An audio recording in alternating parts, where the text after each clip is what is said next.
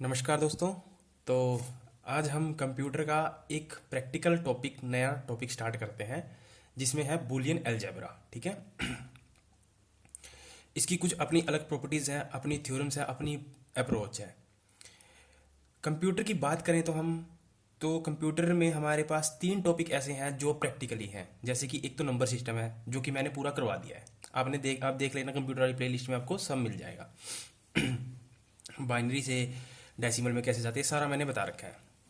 दूसरा टॉपिक आता है बूलियन अलजेब्रा और तीसरा आता है फंक्शन का। ठीक है। तो अभी हम बूलियन अलजेब्रा पे देखते हैं। देखिए फंक्शन से क्या हुआ कि ना, प्रोग्रामिंग से कई क्वेश्चन आ चुके हैं। तो इसका मतलब ये नहीं कि अगली बार भी प्रोग्रामिंग ही आएगा। बूलियन अलजेब्रा से अभी एक क्वेश्चन आया सिर्फ एसआई में, और अभी तक बूलियन अलजेब्रा से क्वेश्चन नहीं आया। तो आप मान के चलिए कि 100% यहाँ से क्वेश्चन बनेगा ही बनेगा। ठीक है, बनेगा ही बनेगा। और इसके मैंने क्वेश्चन भी तैयार करवा दिए हैं। देखिए सारे ऑब्जेक्टिव टाइप और कैसे सोल्व होंगे सारा बता दूंगा, हिंदी में बता दूंगा, इंग्लिश में भी, दोनों में। देखिए यहाँ पे कितने हैं इसके, इसमें इस पीडीएफ में तो है 26 क्वेश्चन और 30 से 35 क्वेश्चन उस पीडीएफ में है मेरे पास दूसरी में। ठीक है, तो टोटल मिलाकर 60 क्वेश्चन हो जाते हैं। ये बिल्कुल ही एनसीईआरटी बेस्ड है और 60 क्वेश्चन बूलियन अलजेब्रा से कर लोगे, प्लस इसकी थ्योरी भी मैं साथ के साथ बताता चलूंगा। तो मुझे तो लगता नहीं कि इससे बाहर अगर कोई क्वेश्चन आएगा तो इससे बाहर आएगा। ठीक है, क्योंकि एनसीईआरटी के अंदर 3 चैप्टर हैं इस यूनिट के और तीनों का सारा निचोड़ निकाल देंगे। ये इसका पार्ट फर्स्ट है। ठीक है, आज के इसमें मैं पहले इसका पूरा थ्योरी करवाऊंगा और जो इसके बाद इसके हम क्वेश्चन आंसर प्रैक्टिस करेंगे, ये जो मैंने पीडीएफ दिखाई है आपको। अच्छा, ये जो क्वेश्चन आंसर प्रैक्टिस होंगे ये तो वही बच्चा देख पाएगा जो हमारे पेड ग्रुप में ज्वाइन कर रखा है। ठीक है, तो उसमें क्या है, पेड ग्रुप में अगर आपने अभी तक ज्वाइन नहीं किया है तो आप इस व्हाट्सएप पे मेरे को व्हाट्सअप कर सकते हो। फिर आपको मैं बता दूंगा कैसे ज्वाइन करना है, क्या प्रोसेस है। ठीक है, उसमें लगभग 600 प्लस क्वेश्चन तो हो गए हैं मैथ के, और 300 प्लस क्वेश्चन होंगे कंप्यूटर के, और 500 प्लस क्वेश्चन होंगे जीएस के, और करंट हरियाणा का और इंडिया का दोनों। ठीक है, हरियाणा और इंडिया दोनों का करंट साथ में है। इसकी फीस है 1500 रुपये। ठीक है, अलग से मैथ और कंप्यूटर लेना चाहते हो वो भी मिल जाएगा, जीएस लेना चाहते हो अलग से वो भी मिल जाएगा। तो ये मान के चलिए कि जो हरियाणा पुलिस का एग्जाम है आपका फरवरी के लास्ट शुरू में और दिसंबर जनवरी के लास्ट के बीच में, फरवरी में हो सकता है, 100% चांसेस बहुत हैं। ठीक है, तो अभी बिल्कुल भी ये मत सोच के चलें कि कब एग्जाम होगा या कब फिर हम तैयारी करना स्टार्ट करेंगे। अभी से लग जाओ, कम से कम एग्जाम से ना 20 दिन पहले आप ऐसे होने चाहिए रिलैक्स कि मेरा सब कुछ हो चुका है, बस मेरे को रिवीजन करनी है बस। ठीक है, और हमने सिर्फ एनसीईआरटी ही सही सारा जो है एनसीईआरटी से कवर किया है, इससे बाहर कुछ नहीं जाएगा। क्लियर है? मैं आपको एक बार फिर कह देता हूं, कहीं ऐसा ना हो कि एग्जाम के बाद आपको पछताना पड़े। ठीक है, कोई बहुत बड़ी अमाउंट नहीं है। ठीक है, और जो बच्चा नहीं पे कर सकता तो उसका थोड़ा बहुत अमाउंट कम भी कर दी जाएगी, ऐसी कोई बात है नहीं। पर मैं कहता हूं कि आप इसमें जरूर ज्वाइन करें, क्योंकि ऐसा ना हो कि बाद में पछताना पड़े। ठीक है, इसमें लगभग सभी एग्जाम आपके कवर हो जाएंगे, चाहे पटवारी का, पुलिस का, ग्राम सचिव का, सभी कवर हो जाएंगे। समझ रहे हो? तो अगर अभी तक आपने अगर ज्वाइन नहीं किया तो मेरे हिसाब से आपको ज्वाइन कर लेना चाहिए। मेरा मानना ये है, कभी आपके मन में ये हो रहा होगा कि आपका तो कोर्स है कि आप तो जरूर कहेंगे कि आप ज्वाइन करें, पर मेरे अंदर जो फीलिंग है मेरे वो है कि ये जो मैंने जितना कंटेंट तैयार किया है सारा एनसीईआरटी बेस्ड है, सारा एनसीईआरटी बेस्ड। मैंने कल दिखाया भी था। ठीक है, वो पिछली वीडियो देख सकते हो आप। सारा एनसीईआरटी बेस्ड है, एक एक पॉइंट को उठा लिया, इससे बाहर नहीं जाएगा। बाकी आप देख लें जो सही लगे।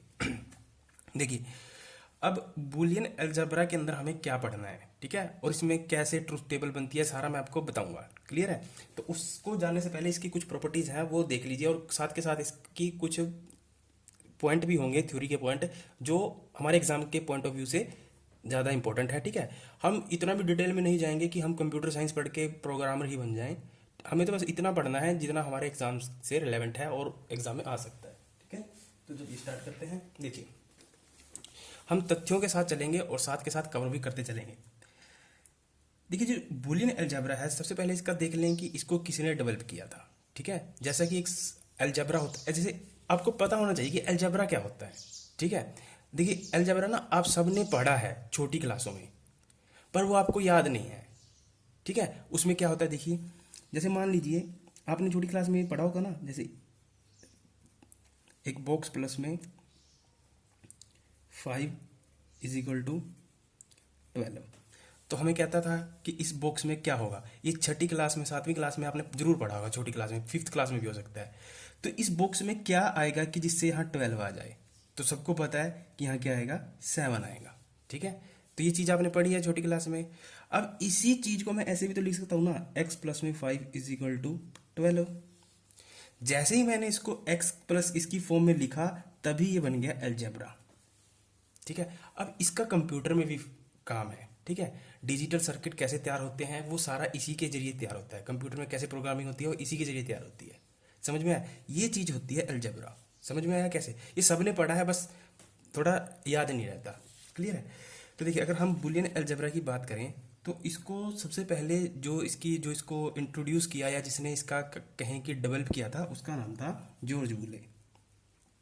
जॉर्ज बुले नाम के एक व्यक्ति थे जिन्होंने इसको डेवलप किया था 1854 में। ठीक है, तो ये दोनों पता होना चाहिए।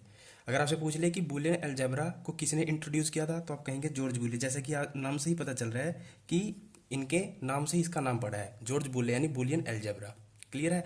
और कब किया था, 1854। दोनों डेट भी पता होनी चाहिए और ये भी पता होना चाहिए। ठीक है, एक्चुअली जो जॉर्ज बुले थे वो डिफरेंशियल इक्वेशन पे काम कर रहे थे, कैलकुलस पे काम कर रहे थे। कैलकुलस समझते हो ना, डिफरेंशिएशन। ठीक है, तो डिफरेंशियल इक्वेशन पे काम कर रहे थे। बाद में फिर इन्होंने इसको भी डेवलप किया, बुलियन अलजेब्रा को। तो अगर आपसे एग्जाम में पूछा जाए कि बुलियन अलजेब्रा को किसने इंट्रोड्यूस किया या किसने डेवलप किया या किसने खोज की, जैसा भी पूछा जाए, तो आप क्या कहेंगे, जॉर्ज बुले ने 1854 में। क्लियर है। चलिए, अगर हम बात करें बुलियन अलजेब्रा की, अब मैं बी ए से लिखूंगा तो आप समझ जाएंगे। ठीक है, यानी बुलियन अलजेब्रा बेसिकली दो चीज़ों पर काम करता है। ठीक है, वो दो चीज़ें क्या हैं, या मैं कहूँ कि वो दो वैल्यूज़ पे काम करता है। दो वैल्यूज़ पे काम करता है, वो क्या है, ट्रू और फॉल्स। ठीक है, दो चीज़ों पर काम करता है बुलियन अलजेब्रा, या हम ये कहें कि बुलियन अलजेब्रा में हम दो चीज़ों पर काम करते हैं, ट्रू और फॉल्स। ठीक है, यानी अगर 1 हुआ तो ट्रू है, अगर 0 हुआ तो फॉल्स है। ठीक है, अगर 1 हुआ तो क्या है, ट्रू है, और 0 हुआ तो फॉल्स है। इसमें ये भी हो सकता है कि ट्रू और फॉल्स ना देकर इसमें यस और नो भी दे सकता है। यस और नो, अगर यस हुआ तो क्या है, 1, अगर नो हुआ तो 0। क्लियर है, ये पता होना चाहिए। ठीक है, ट्रू और फॉल्स, और किस पे काम करता है, 1 और 0 पर। ठीक है, अगर 1 वैल्यू हुई तो हम कहेंगे ट्रू है, 0 हुई तो फॉल्स है। यही इसका बेस है, इस टॉपिक का यही बेस है, और तभी आगे आगे, आगे आपको पूरा समझ में आएगा। ठीक है, और इसका यूज हम कहाँ करते थे, मैंने कहा ना कि हम इसका डिजिटल सर्किट तैयार करने के लिए हम इसका बुलियन अलजेब्रा का यूज करते हैं। ठीक है, तो जो बुलियन अलजेब्रा है वो दो वैल्यूज पे काम करता है, या हम ये कहें कि बुलियन अलजेब्रा में दो वैल्यूज होती हैं। कौन सी, एक तो ट्रू होती है, एक फॉल्स होती है, ट्रू फॉल्स। ठीक है, तो ट्रू क्या होगा, अगर 1 आया तो हम क्या कहेंगे, ट्रू, अगर फॉल्स आया तो हम क्या कहेंगे, 0। क्लियर है। अब बात करें कि जो बुलियन अलजेब्रा है ये बनी किससे होती है। जैसे मैंने कल एक क्वेश्चन भी कम्युनिटी टैब में डाला था पोल करने के लिए कि इसका आंसर बताएं। ठीक है, तो जैसे जो बुलियन अलजेब्रा है, अगर हम बात करें कि मेड अप ऑफ, इसका क्या मतलब हुआ कि यह किससे मिलकर बनती है, या हम कहें कि इसमें क्या क्या होता है बुलियन अलजेब्रा के अंदर। ठीक है, तो पहली तो बात करें, इसमें कुछ एलिमेंट होते हैं। ठीक है, या फिर हम कहें कांस्टेंट। एक तो क्या होता है इसमें एलिमेंट या कांस्टेंट, वो एलिमेंट क्या होंगे, 1 और 0। ठीक है, 1 और 0 ही काम करेगा पूरा इसके अंदर, 1 होगा तो ट्रू, 0 होगा तो फॉल्स। ठीक है, दूसरा इसके अंदर क्या होता है, इंक्लूड ऑपरेटर्स। ऑपरेंड्स आपको पता होगा। ठीक है, ये मैंने पहले भी बताया था कंप्यूटर की क्लास में, ऑपरेटर्स। और इसमें बेसिकली 3 ऑपरेटर होते हैं। कौन कौन से, एक तो होता है एंड, एक होता है और एक होता है नॉट। ठीक है, इसमें कौन कौन से ऑपरेटर होते हैं, 3 ऑपरेटर हैं। अगर पूछा जाए कि बुलियन अलजेब्रा में कौन कौन से ऑपरेटर होते हैं, तो आप कहेंगे 3 ऑपरेटर होते हैं। कौन कौन से, एंड, और नॉट। ठीक है, जहां जो एंड ऑपरेटर है उसको हम कैसे दिखाते हैं ये भी आपको पता होना चाहिए। ठीक है, ऐसे 2 स्लैश लगाकर बीच में प्लस। ठीक है, यानी जो एंड ऑपरेटर है ये किसको दिखाता है, एडिशन को। यहीं से बेस तैयार होगा। तो एंड ऑपरेटर को किससे डिनोट करते हैं, ऐसे 2 स्टार लगा, 2 डैश लगा, हैश लगाकर प्लस, और इसका क्या नाम है, एडिशन। ठीक है, और जो और ऑपरेटर है, पहले तो इसका साइन देख लीजिए, ऐसे डॉट। ठीक है, और इसका मतलब क्या है, मल्टीप्लीकेशन। मल्टीप्लाई लिखनी सीधा, यानी गुणा करना। अच्छा, यहाँ एडिशन और मल्टीप्लाई वैसा एडिशन और मल्टीप्लाई नहीं है जैसा हम नॉर्मल करते हैं। जैसे मैं कहूँ कि 2 और 3 कितना हुआ 5, तो ऐसा नहीं है, ठीक है। या मैं कहूँ कि a प्लस में 1, तो आप क्या लिखेंगे इसको, जनरल a प्लस 1 ही लिखोगे ना, ठीक है। या मैं कहूँ a प्लस में a, तो आप क्या करेंगे 2a कर देंगे, ऐसा नहीं है ये, ठीक है। यानी जो यहाँ पे एडिशन होती है ऐसी नहीं होती है, वो अलग टाइप है, तभी तो ये अलग टॉपिक है, तभी तो बूलियन अलजेब्रा है। नॉर्मल मैथ होता फिर तो क्या करवाने की जरूरत है, फिर तो आप सभी बन जाता आपसे सभी से, ठीक है। इसमें ऐसा नहीं होता, दूसरा होता है, ठीक है। और जो नोट ऑपरेटर है उसको दिखाते हैं हम ऐसे बार से, ठीक है, ऐसे बार से, जैसा कि मैंने प्रोबेबिलिटी में बताया था ना, तो दो डैश लगा देना, ये क्या है, नॉट ऑपरेटर। क्लियर है। अब देखिए, तो अगर हम बात करें कि जो बूलियन अलजेब्रा है ये किन किन चीज़ों से, किन किन फंक्शन से मिलकर बनती है, एक तो एलिमेंट होता है उसमें और एक ऑपरेटर होता है, ठीक है। और ऑपरेटर कौन कौन से होते हैं, एंड और नॉट ऑपरेटर बता दिया। अब देखिए तीसरा क्या है, इसमें कुछ थ्योरम्स होती हैं और एक्सियोम्स होते हैं, AXIO एंड थ्योरम। देखिए अब इसका मतलब क्या होता है एक्सियम का, ये कुछ ऐसी स्टेटमेंट होती है जिनको हम ये मानते हैं कि ये ट्रू है, ठीक है। एक्सियम्स क्या होती हैं, ये ऐसी स्टेटमेंट होती हैं जिनको हम क्या मानते हैं कि ये क्या है, ट्रू है, ठीक है। ऐसी स्टेटमेंट है जिनको हम ये मानते हैं कि ये क्या है, ट्रू है। और जो थ्योरम्स होती हैं वो क्या होता है, उनको हमें प्रूव करना पड़ता है कि ये ट्रू है फॉल्स है, इनको क्या करना पड़ता है हमें, प्रूव। और जबकि इसको क्या मानते हैं कि हाँ, एक्सियम्स क्या होते हैं कि ऐसी स्टेटमेंट है जो क्या है, ट्रू है। क्लियर है इतना। तो अगर हम बात करें कि जो बूलियन अलजेब्रा है वो किन चीज़ों से मिलकर बना होता है, एक तो एलिमेंट होते हैं उसमें, एलिमेंट कौन कौन से होते हैं, 1 और 0, चाहे इसको कांस्टेंट कहें, ठीक है। उसके बाद एक इसमें ऑपरेटर होता है, ऑपरेटर कौन कौन से होते हैं, 3, एंड और नॉट, क्या क्या साइन है सब कुछ बता दिया।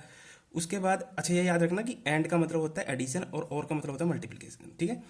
और तीसरा क्या होता है, इसके अंदर कुछ थ्योरम्स होती हैं और एक्सियोम्स होते हैं। तो इन तीनों चीज़ों को मिलाकर क्या बनता है आपका बूलियन अलजेब्रा। क्लियर है। तो मैंने जो पोल करने के लिए जो क्वेश्चन डाला था, मैंने कहा था कि Boolean algebra made up of, ठीक है। और मैंने ये तीनों ऑप्शन लिखे थे, ठीक है। तो और चौथा ऑप्शन मैंने लिखा था ऑल द अबव। तो जिसने भी ऑल द अबव डाला है उसके अंदर, ठीक है, तो वो क्वेश्चन आपका सही हो जाएगा, ठीक है। तो चार ऑप्शन उसके सही थे, तीन ऑप्शन सही थे, यानी ऑप्शन डी राइट आंसर होता। अब जरा ध्यान से सुनना, अब जरूरी नहीं है कि ऐसे ही क्वेश्चन है, क्वेश्चन को वो थोड़ा ट्विस्ट भी कर सकता है, ठीक है। अगर वो ऐसे बोल दे कि बूलियन अलजेब्रा के अंदर इनमें से कौन सा वेरिएबल, या क्या कहें कि किन से मिलकर नहीं बना होता, ठीक है, ऐसा भी नहीं भी बोल सकता, क्योंकि इसमें तीन चीज़ों से मिलकर बना है ना।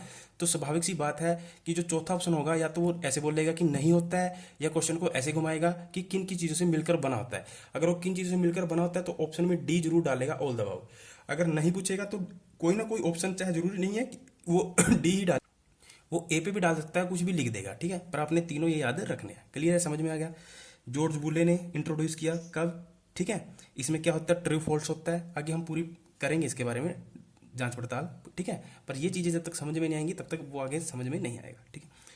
अब इसमें कुछ प्रॉपर्टीज होती हैं, जैसे मैंने थ्योरम बताया ना, तो इसमें कुछ प्रॉपर्टीज होती हैं, वो प्रॉपर्टीज समझिए और देखिए कैसे होती हैं वो प्रॉपर्टीज। एक एक प्रॉपर्टीज को क्लियर करते चलेंगे, क्योंकि इन्हीं प्रॉपर्टी से आगे बेस बनेगा। क्लियर है। तो सबसे पहली होती है क्लोजर प्रॉपर्टी। क्लोजर प्रॉपर्टी इसमें क्या होता है, देखिए,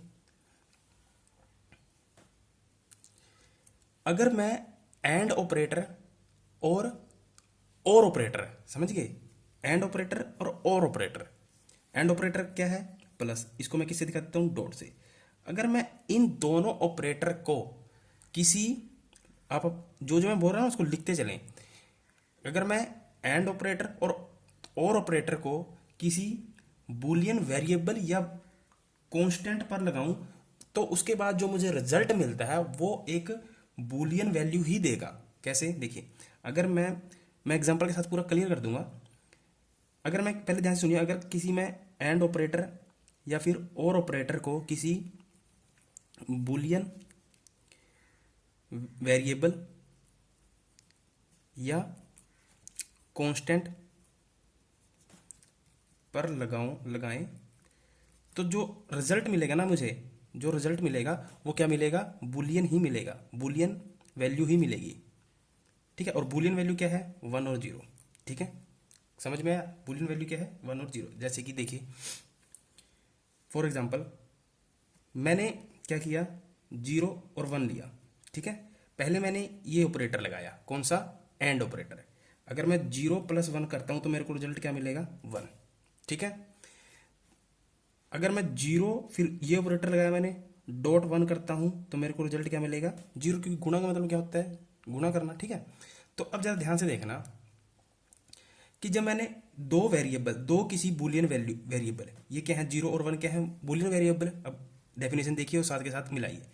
मैंने क्या किया, दो अलग अलग बुलियन वेरिएबल लिए, या कहें हम कांस्टेंट लिए, 0 और 1। पहले मैंने उसमें क्या लगाया?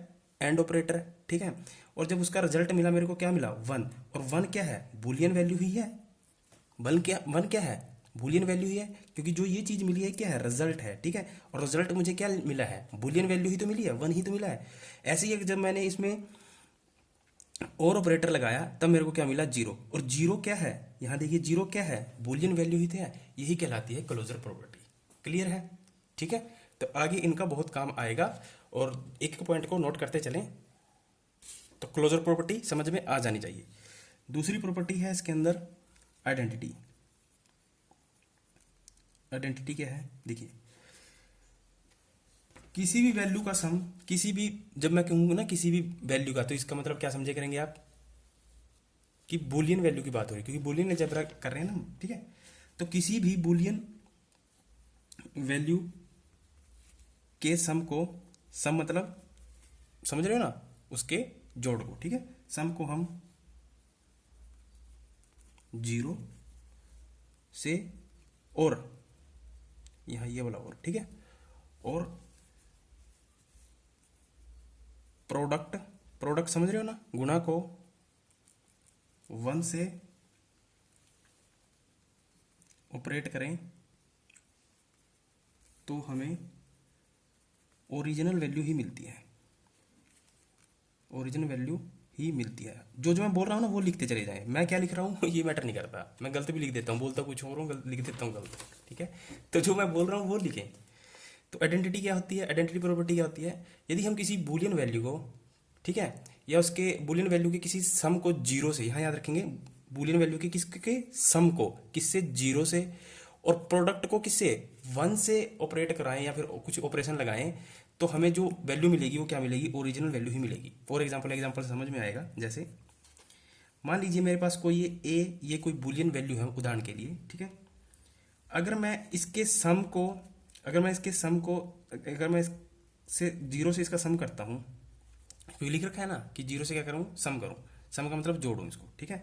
तो जो मेरे को रिजल्ट मिलेगा वो क्या मिलेगा? ए ही मिलेगा, ठीक है।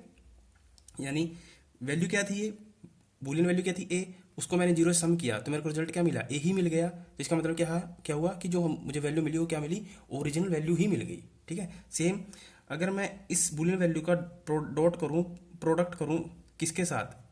1 के साथ, तो मेरे को क्या मिलेगा? ए ही मिलेगा। तब भी मेरे को क्या मिल रहा है? ओरिजिनल वैल्यू ही मिल रही है। ऐसा तो है नहीं कि ए का बी बन गया, ठीक है, या 2 बन गया, 3 बन गया, कुछ और बन गया, सी बन गया।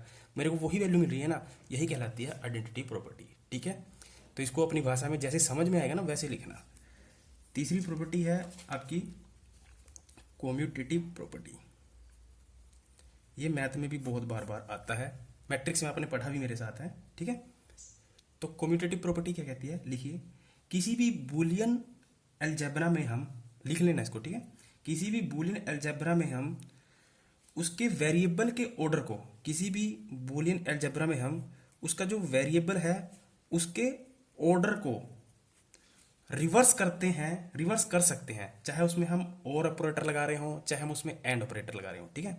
तो कोई भी बुलियन, अगर हम बात करें कोई भी बुलियन अलजेब्रा के वेरिएबल को, ठीक है, तो उसके हम वेरिएबल के ऑर्डर को रिवर्स कर सकते हैं, और रिवर्स करने पर जो उसका रिजल्ट है वो कभी भी चेंज नहीं होता, ठीक है। ये बात लिख ली। अब मैं आपको समझाता हूँ एग्जाम्पल के साथ। जैसे अगर मेरे पास कोई दो बुलियन वैल्यूज हैं, जैसे कि a प्लस बी, तो a प्लस बी को मैं क्या लिख सकता हूँ? b प्लस में a। यानी जो बुलियन वैल्यूज हैं उसके क्या किया मैंने? उसके ऑर्डर को क्या किया? रिवर्स कर दिया, उल्टा कर दिया। a प्लस बी था, b प्लस a कर दिया।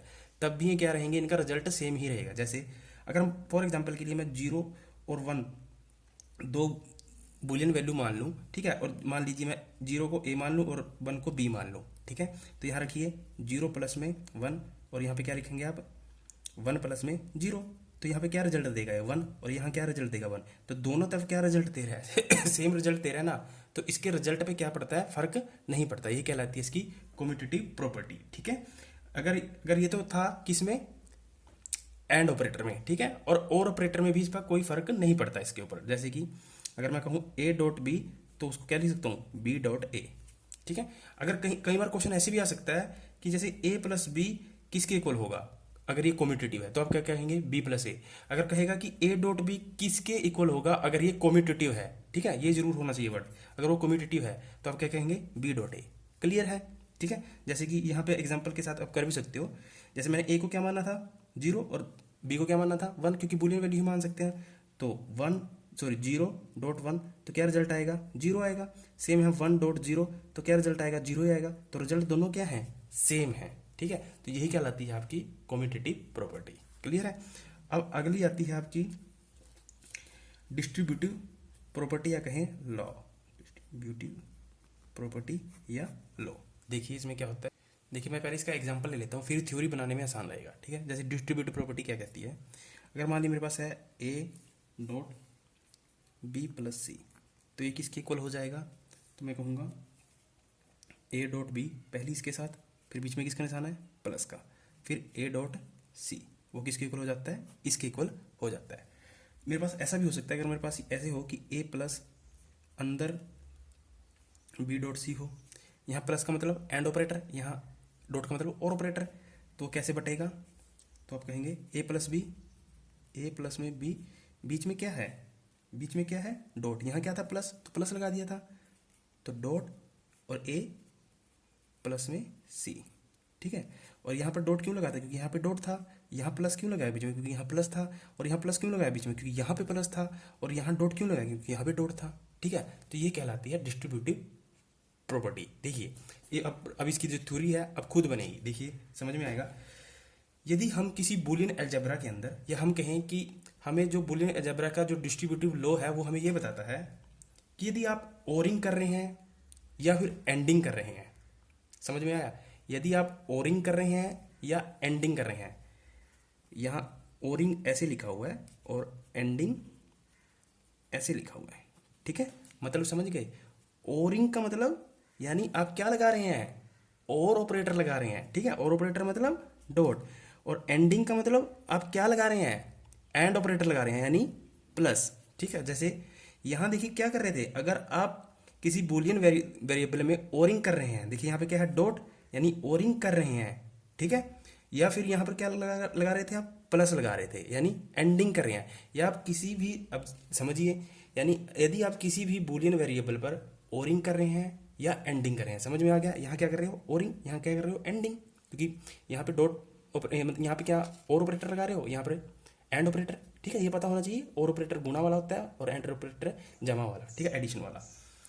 तो यदि आप किसी वेरिएबल पर ओरिंग कर रहे हैं या फिर एंडिंग कर रहे हैं, ठीक है, तो जो रिजल्ट आता है वो सिंगल वेरिएबल का इक्विवेलेंट होगा। यानी जो रिजल्ट होगा वो सिंगल वेरिएबल का क्या होगा, यानी जो ये वेरिएबल है सिंगल वेरिएबल का इक्विवेलेंट होगा। ये इस पे बढ़ जाएगा और ये इस पे बढ़ जाएगा, यानी ये जो ये वाला था सिंगल वेरिएबल का, ये दोनों पर क्या हो जाता है, इक्विवेलेंट बढ़ जाता है, ठीक है। देखिए यहाँ पर ये इसके साथ भी बढ़ गया और ये इसके साथ भी बढ़ गया, और बीच में निशान कैसे क्यों आया मैंने सारा बता दिया, ठीक है। यही कहलाता है डिस्ट्रीब्यूटिव प्रॉपर्टी। तो शायद ऐसे सही रहेगा कि एग्जाम्पल से थ्योरी बने, समझ में आ गया। अब देखिए आगे, आगे है नल एलिमेंट, नल प्रॉपर्टी कहेंगे या फिर नल एलिमेंट कहें या नल प्रॉपर्टी कहें। देखिए यदि किसी वैल्यू को हम 1 से ऐड करें या 0 से प्रोडक्ट करें तो हमें वही वैल्यू प्राप्त हो जाती है। जैसे कि ये पॉइंट बहुत इंपॉर्टेंट है, क्योंकि यहीं से पूरा बेस बनेगा इसी चीज़ से। देखिए अगर मेरे पास किसी कोई बुलियन वैल्यू है, उसमें मैं क्या करता हूँ 1 से क्या कर रहा हूँ प्लस कर रहा हूँ उसको, ठीक है। तो मेरे को जो रिजल्ट मिलेगा वो क्या मिलेगा, 1 मिलेगा। क्लियर है। अगर मैं 1 में क्या कर रहा हूँ, किसी बुलियन वैल्यू में 1 प्लस कर रहा हूँ, लिख लीजिए याद रहेगा, अगर किसी बुलियन वैल्यू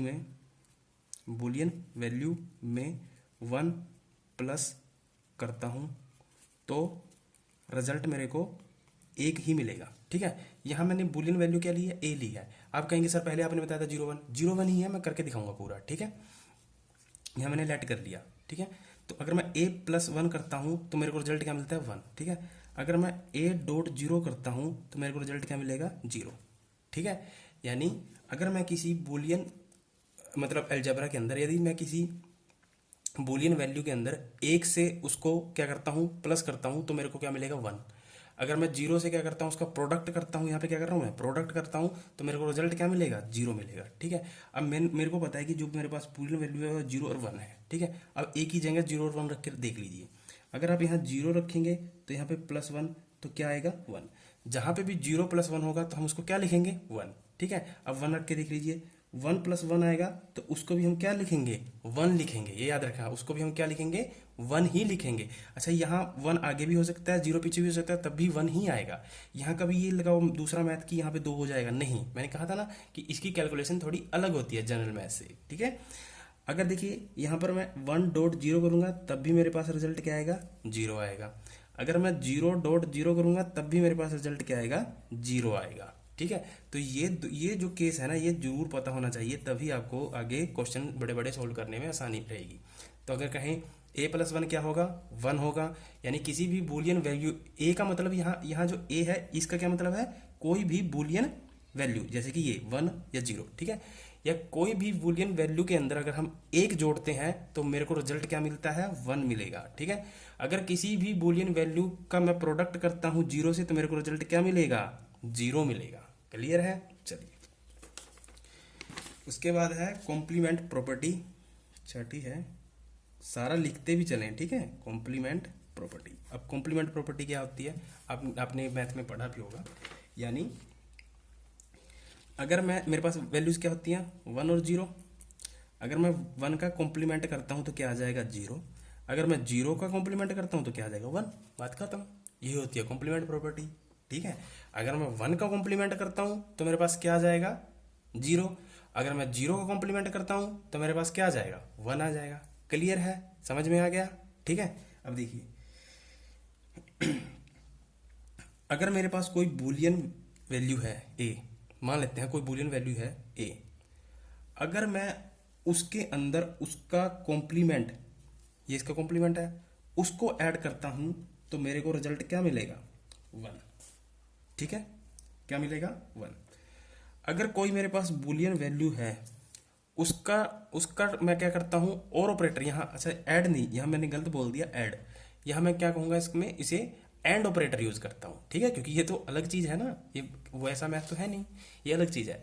तो यहाँ मैं क्या कहूंगा, एंड ऑपरेटर यूज करता हूँ। यदि मैं किसी बुलियन वैल्यूज में एंड उसके उसके कॉम्प्लीमेंट को एंड ऑपरेटर के साथ यूज करता हूं तो मेरे को रिजल्ट क्या मिलेगा, 1। समझ में आ गया।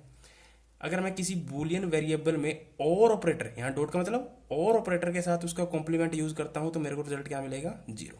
यहाँ ए और ए डैश ये बुलियन वैल्यू नहीं है, बुलियन वैल्यूज क्या है, 1 और 0। अब देखिए, मान लीजिए आपके पास बुलियन वैल्यू क्या है, 1। ठीक है, 1 मान लेते हैं, 1। ठीक है, तो यहाँ ए की वैल्यू क्या रखी है आपने, 1। एंड ऑपरेटर ए डैश, यानी जो ए क्या माना आपने, 1, तो ए डैश क्या हो जाएगा, यानी 1 का कॉम्प्लीमेंट क्या होगा, 0, और 0 का कॉम्प्लीमेंट 1, यानी उल्टा होता है, 1 का कॉम्प्लीमेंट 0 और 0 का 1। तो ए डैश क्या हो जाएगा, यहाँ 1 का कॉम्प्लीमेंट करोगे तो क्या आ जाएगा, 0।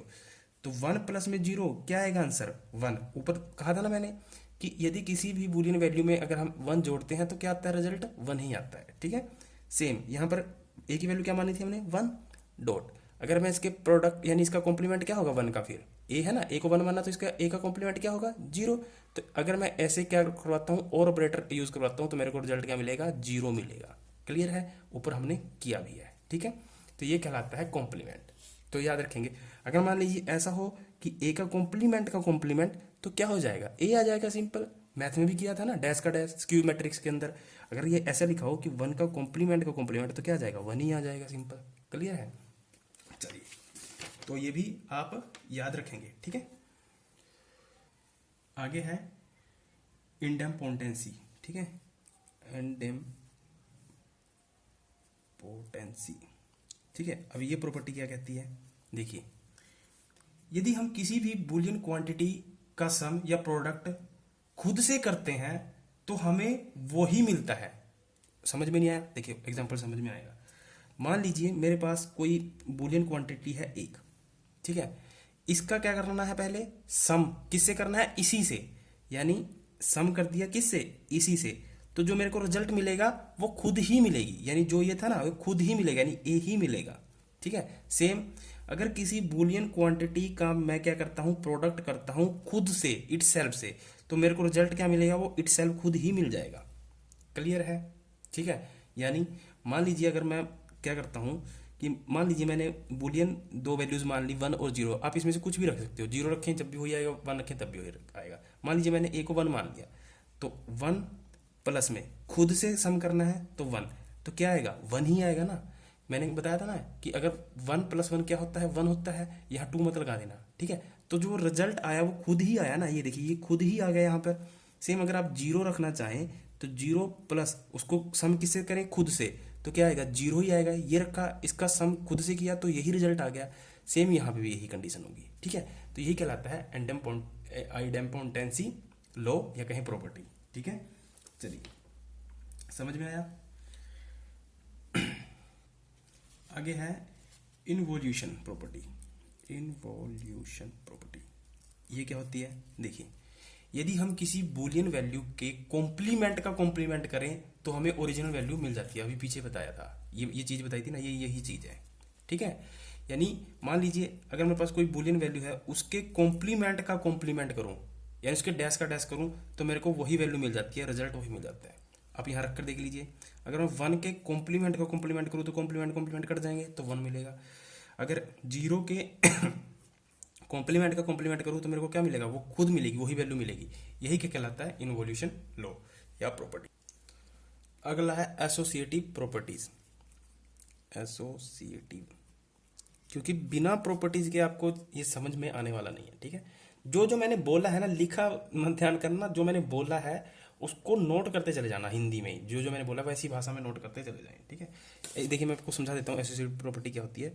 अगर मेरे पास कोई बूलियन वेरिएबल है a प्लस में b प्लस में c, तो उसको मैं कैसे लिख सकता हूँ, a प्लस में b प्लस में c, यानी ब्रैकेट को मैं आगे लिया a प्लस b के बाद, a और b के साथ ब्रैकेट लगा दी, पहले क्या थी b प्लस c थी, b प्लस c के साथ ब्रैकेट थी, तब भी कोई फर्क नहीं पड़ता, वो इसको ऐसे लिख सकते हैं। जैसे ही फॉर एग्जाम्पल देखिए, अगर मान लीजिए मैं a को 1 मान लूँ, b को 0 मान लूँ, c को आप 0 मान सकते हैं, 1 भी मान सकते हैं, कुछ भी मान सकते हैं, चलो 0 मान लेते हैं, ठीक है।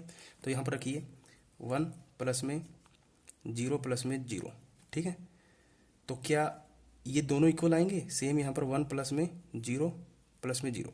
तो आपको पता, तो इतना तो पता होगा, सबसे पहले ब्रैकेट सोल्व करते हैं। तो आपको पता है 0 के साथ अगर मैं एंड ऑपरेटर यूज करता हूँ तो क्या आएगा, 0 के साथ अगर एंड ऑपरेटर यूज करता हूँ तो वैल्यू क्या आएगी, 0, यानी इस पूरे की वैल्यू कितनी आएगी, 0 प्लस में 1। तो अगर मैं किसी भी ये भी 0 क्या है, एक बुलियन वैल्यू है, अगर किसी बुलियन वैल्यू के साथ अगर मैं 1 को बढ़ाता हूँ, एक 1 बढ़ाता हूँ, तो मेरे पास रिजल्ट क्या आता है, 1 ही आता है, ठीक है। सेम यहाँ पर भी पहले ब्रैकेट को सोल्व करेंगे, कोई भी, ये 0 क्या है, बुलियन वैल्यू, किसी भी बुलियन वैल्यू के साथ अगर मैं 1 बढ़ाता हूँ तो मेरे पास रिजल्ट क्या आता है, 1, ठीक है। और बाहर क्या है, फिर 0, किसी भी बुलियन वैल्यू के साथ अगर मैं 1 बढ़ाता हूँ तो मेरे पास रिजल्ट क्या आता है, 1। तो यहाँ पे भी 1 आया, यहाँ पे भी 1 आया, तो इसका क्या मतलब हुआ कि एसोसिएटिव प्रॉपर्टी सही है, इसको मैं ऐसे लिख सकता हूँ। बस ब्रैकेट पहले इन पे था, फिर इन पे आ गया इधर, क्लियर है। सेम डॉट में होगा, डॉट में कैसे, जैसे कि मान लीजिए a dot bracket b dot c है, ठीक है। डॉट का मतलब सॉरी यहाँ और है ना, और ऑपरेटर में, ये क्या था, एंड ऑपरेटर पे भी होगा, ठीक है। सेम इसको भी कैसे कर सकते हो, a एंड a और ऑपरेटर b, a डॉट, चलो डॉट बोल देता हूँ या समझ जाना, ब्रैकेट यहाँ आ जाएगा डॉट c, ठीक है। तब भी अगर ये वैल्यू रखोगे तब भी आपको रिजल्ट दोनों तरफ सेम ही मिलेगा। यही क्या कहलाता है, एसोसिएटिव प्रॉपर्टी, ठीक है। अगर आप लिखना चाहें तो क्या होगा कि यदि किसी भी बुलियन वैल्यूज के सम या प्रोडक्ट को का ग्रुप करें, ग्रुप मतलब ये हमने क्या किया, ग्रुप किया है, या उसको एसोसिएट करें, एसोसिएट का ही मतलब होता है ग्रुप करना, उसको ग्रुप करें या एसोसिएट करें, तो उनके रिजल्ट पे फर्क नहीं पड़ता, ठीक है। तब भी रिजल्ट ये आ रहा था, उसके बाद भी एसोसिएट करने के बाद भी, पहले सिंपल में रिजल्ट क्या था, ये, जब हमने इसको ग्रुप किया, उसे एसोसिएट किया, तब भी रिजल्ट क्या मिला मेरे को, यही मिला। तो ये क्या कहलाएगी, एसोसिएटिव प्रॉपर्टी, क्या कहलाती है, एसोसिएटिव प्रॉपर्टी, ठीक है। उसके बाद एक प्रॉपर्टी और रह गई है, वो है डी मॉर्गन लॉ, ठीक है। और ये बहुत इंपॉर्टेंट है, यहीं से क्वेश्चन बनेगा। आगे है डी मॉर्गन लॉ, या इसको कहें डी मॉर्गन प्रॉपर्टीज, ठीक है। ये बहुत इंपॉर्टेंट है, यहाँ से क्वेश्चन बनने के चांसेस रहेंगे, बहुत इंपॉर्टेंट है, ध्यान रखना इसको, ठीक है। ये क्या कहता है, देखिए, अगर मेरे पास दो बूलियन, फिर ब्लर हो गया, अगर मेरे पास कोई दो बूलियन वेरिएबल है जैसे कि ए प्लस में बी, अगर मैं इनका कॉम्प्लीमेंट करता हूं तो मेरे को रिजल्ट क्या मिलेगा, ए कॉम्प्लीमेंट, और जो ये यानी प्लस मतलब मैं फिर गलत बोल गया, प्लस का मतलब यहाँ क्या है, एंड ऑपरेटर, ठीक है। यदि दो वेरिएबल के बीच में मैं क्या लगाता हूं, एंड ऑपरेटर लगाता हूं, दो वेरिएबल कौन से, बूलियन वेरिएबल, याद रखेंगे कौन से, बूलियन वेरिएबल, ठीक है। तो आप लिख भी सकते हो इसकी मतलब इसकी डेफिनेशन, यदि मैं दो बूलियन वेरिएबल के बीच में एंड ऑपरेटर लगाता हूं और एंड ऑपरेटर लगाने के बाद उसका क्या करता हूं, कॉम्प्लीमेंट करता हूं, तो मेरे को रिजल्ट क्या मिलेगा, ए का, यानी ए का कॉम्प्लीमेंट, और जो ये एंड ऑपरेटर होगा वो किस में चेंज हो जाएगा, और ऑपरेटर में, तो यहाँ क्या जाएगा, डॉट बी का कॉम्प्लीमेंट। क्लियर है, एक तो ये है डी मॉर्गन लॉ में। दूसरा, अगर मेरे पास दो बूलियन वेरिएबल हैं ए और बी मान लेते हैं, ठीक है, अगर मैं उनके बीच में और ऑपरेटर लगाता हूं, कौन सा ऑपरेटर लगाता हूं, और का मतलब समझ गए हो ना, मल्टीपल वाला, और उसका कॉम्प्लीमेंट करता हूं तो मेरे को रिजल्ट क्या मिलेगा, ए डैश, यानी ए का कॉम्प्लीमेंट, और जो ये और ऑपरेटर है ये किस में चेंज हो जाएगा, एंड में, उल्टा, ठीक है, प्लस में बी डैश। क्लियर है, तो यही कहलाता है डी मॉर्गन लॉ। तो यहाँ देखा आपने, अगर मैं दो बूलियन वेरिएबल के बीच में एंड ऑपरेटर लगाता हूं और फिर उसका क्या करता हूं, कॉम्प्लीमेंट करता हूं, तो मेरे को क्या रिजल्ट मिलता है, ए डैश, और जो एंड ऑपरेटर था वो किस में चेंज हो गया था, डॉट में, ठीक है। यहाँ पे क्या आ गया हमारा, डॉट बी डैश, यानी बी का कॉम्प्लीमेंट। सेम अगर दो बूलियन वेरिएबल हैं उनके बीच में मैं और ऑपरेटर लगाता हूं, ठीक है, तो और ऑपरेटर लगाकर उसका कॉम्प्लीमेंट करता हूं तो मेरे को क्या रिजल्ट मिलेगा, ए का कॉम्प्लीमेंट, और ऑपरेटर किस में चेंज हो जाएगा, एंड में, प्लस में बी का कॉम्प्लीमेंट। क्लियर है, यही कहलाता है डी मॉर्गन लॉ, और ये बहुत इंपॉर्टेंट है, यहां से क्वेश्चन बनने के चांसेस रहेंगे। वो कुछ भी आपसे वेरिएबल देके, कुछ भी फंक्शन देकर कुछ भी अगर सोल्व करवाएगा तो पहले बोल देगा कि डी मॉर्गन लॉ के जरिए इसको करें, तब आप यही यूज करेंगे। क्लियर है, तो आई होप आपको यहां तक समझ में आ गया होगा। ये तो थी इसकी प्रॉपर्टीज, ठीक है। एक इसमें होता है ट्रुथ टेबल। अब ट्रुथ टेबल भी आप थोड़ा सा सीख लीजिए कैसे बनाते हैं, ठीक है, क्योंकि बुलियन अलजेब्रा के अंदर क्या होता है, जीरो और वन, और ट्रुथ ट्रुथ टेबल का मतलब क्या हुआ, यानी अगर वन वैल्यू हुई तो ट्रुथ है, जीरो हुई तो फॉल्स है, ठीक है। अगर मान लीजिए एक वेरिएबल है, आपके पास कितने वेरिएबल है, एक वेरिएबल है, ठीक है, मान लीजिए एक वेरिएबल है, तो उसकी ट्रुथ टेबल कैसे बनेगी, देखिए, जब एक वेरिएबल होगी तो उसकी ट्रुथ टेबल कैसे बनेगी, जीरो और वन। क्लियर है, अगर दो वेरिएबल हैं, यानी यहां एक फॉर्मूला चलता है, यानी अगर एक वेरिएबल है तो ट्रुथ टेबल कितनी बनेगी, दो, यानी जीरो और वन, यानी टू की पावर वन कर देना है। अगर दो वेरिएबल है तो टू की पावर कितना हो जाएगा, टू। अगर तीन वेरिएबल है तो टू की पावर थ्री। अगर चार वेरिएबल है तो टू की पावर फोर। पांच है तो टू की पावर फाइव, ऐसे करते चले जाना, ठीक है। अब जैसे देखिए, यहाँ पर कितने हैं, दो वेरिएबल थे, यहाँ पे मान लेते हैं ए, एक वेरिएबल था ए, ठीक है। अब यहाँ पे क्या आ गए, दो वेरिएबल हो गए ए और बी, एक्स वाई भी हो सकता है। यहाँ कितने हो गए, तीन, ए बी सी, ठीक है। यहाँ कितने हो गए, A B C D. Clear है, अब देखिए, तो दो वेरिएबल होंगे तब ट्रूथ टेबल कैसे बनेगी, ये क्या बना रहे हैं हम, ट्रूथ टेबल। ये क्या है, truth table, truth table. Clear है, अब देखिए, दो होंगे तो कैसे बनाएंगे, ए लिखा है एक तरफ लिखेंगे बी, ठीक है। तो आपको पता है कितने केसेस बनेंगे इसके, चार कि दो दूनी चार होता है, यहाँ दो एकम दो, तो दो केसेस बने, ठीक है। तो यहाँ कितने बनेंगे, चार। तो पहले क्या करेंगे आप, दो जीरो दो वन, क्लियर है। फिर एक जीरो एक वन, फिर एक जीरो एक वन, तो उसका ट्रूथ टेबल कैसे बनेगा, ये जब दो वेरिएबल होंगे। सेम अगर तीन होंगे तो कैसे बनेगा, आठ, ए बी सी, ठीक है।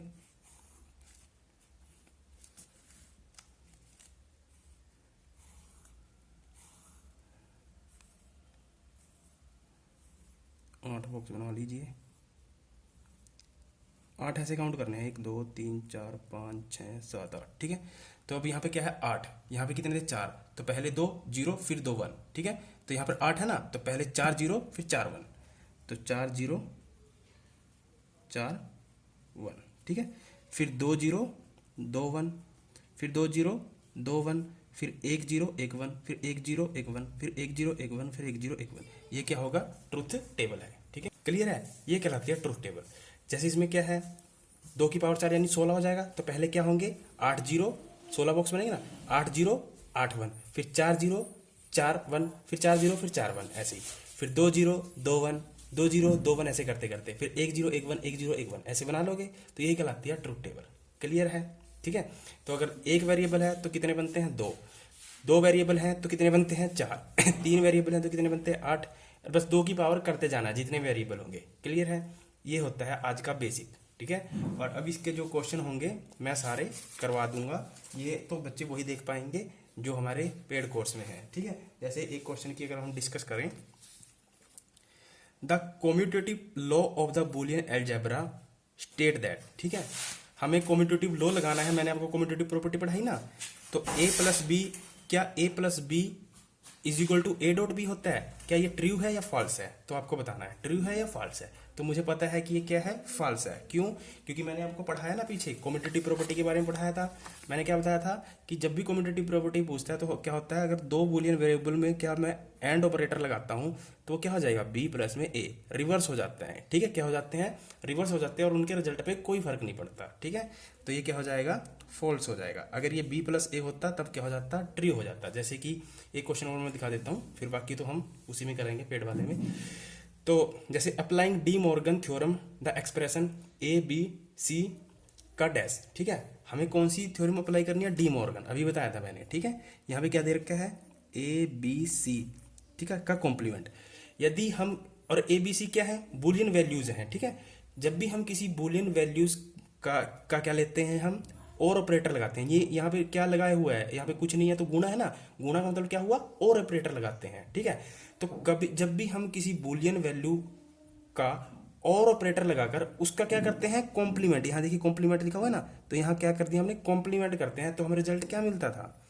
ए डैश, और जो और ऑपरेटर था किसमें चेंज हो जाएगा? एंड में। तो यहाँ क्या आ जाएगा? Plus B dash and operator C dash, क्योंकि 3 वेरिएबल है। ठीक है, तो according to option A, option क्या हो जाएगा आपका? सही हो जाएगा। ठीक है, बाकी तो हम अपने पेड क्लासेस में करेंगे। मैंने आपको बता दिया थ्योरी वाला पार्ट सारा। तो अगर आप ज्वाइन करना चाहते हैं तो 8295447652 पर मैसेज कर व्हाट्सअप कर ज्वाइन कर सकते हैं। तो thank you, all the best.